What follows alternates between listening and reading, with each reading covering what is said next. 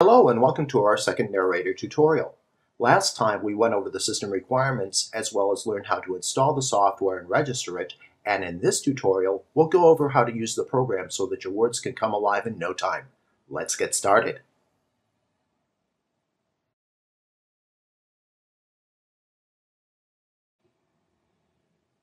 The first thing you need to have in order to use Narrator is a script. Now the script can be either from an outside source or you can write it from within Narrator. To use text from another source, from the File menu, choose Open.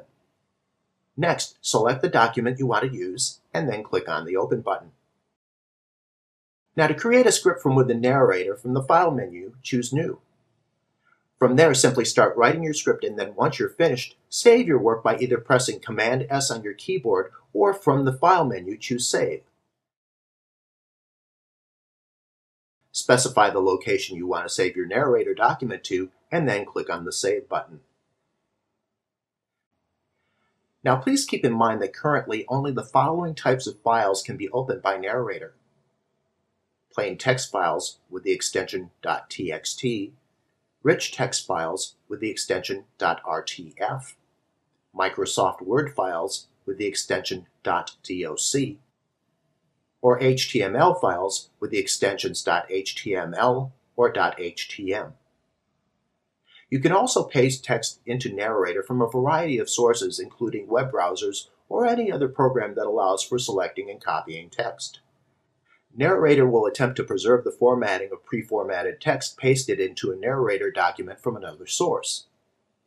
If you'd like to show the ruler as you create or modify your document in the document area, from the Text menu, choose Show Ruler. Now to change the font type of a selection of text, select the text, then click on the Font button and choose the font you'd like to use. If you'd like to change the font color with the text highlighted, click on the Color button and then select the color from the color wheel. To add additional chapters to your current document, click on the Add button and choose New Chapter. Next, let's talk about actors and characters. Just like in any play or movie, actors play various characters. At the bottom left-hand side of your screen is the Actors area. Here's a list of the available actors, both male and female. Now each of the actors possess various vocal characteristics, and you can manipulate them by using the sliders in the rate, the pitch, the inflection, and the volume areas.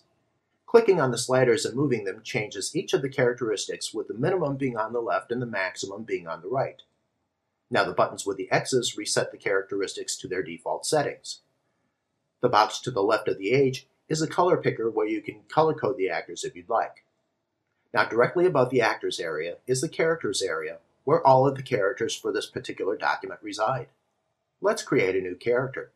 Click on the New button and choose New Character. Next, give your character a name. Now go down to the Actors area and select an actor to play your new character.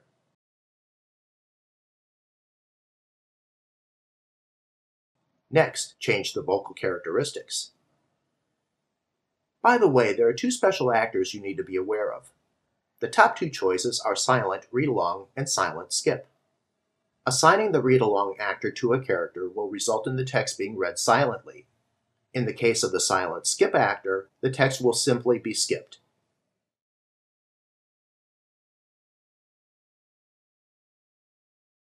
Now, once you've created your characters and assigned the actors to play your characters, it's time to assign the characters to read your script.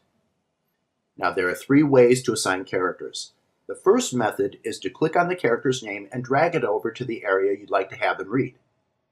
The first word to the right of the arrow is where they'll begin reading. You can drag the character name marker anywhere you'd like.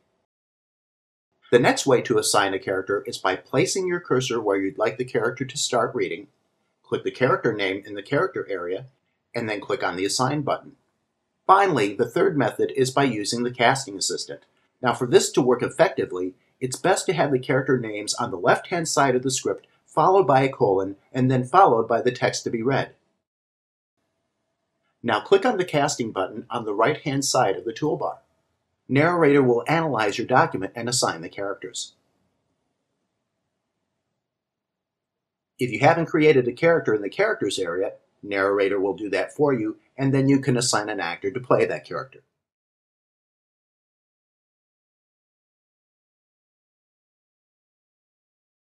Alright, so all that's left at this point is to have your actors perform your script or other document by pressing the play button. If you want to pause the performance, press the pause button. If you'd like to skip to the next section, press the next button.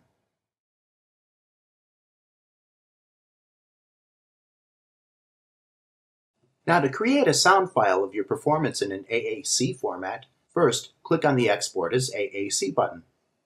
Next, give your sound file a name, specify a location for the sound file, and finally click the Save button.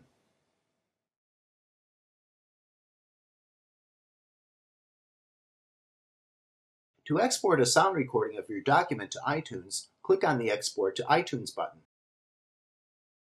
Your sound file will be exported to iTunes, and you can find it based on the settings you've specified in the iTunes Preferences area.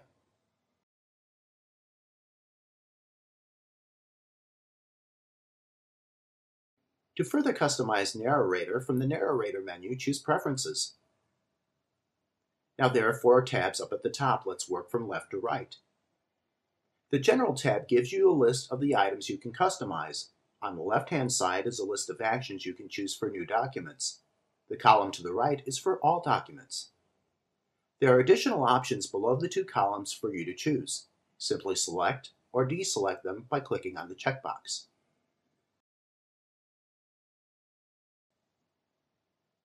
The Dictionary tab allows you to fine-tune pronunciation of words and acronyms. In the case of FWIW, your narrator character will read for what it's worth. Clicking on the Add button at the bottom allows you to add a word. Next, in the With column, add the pronunciation. You can also use phonetic spelling, which is helpful, especially if you're using a word from a foreign language.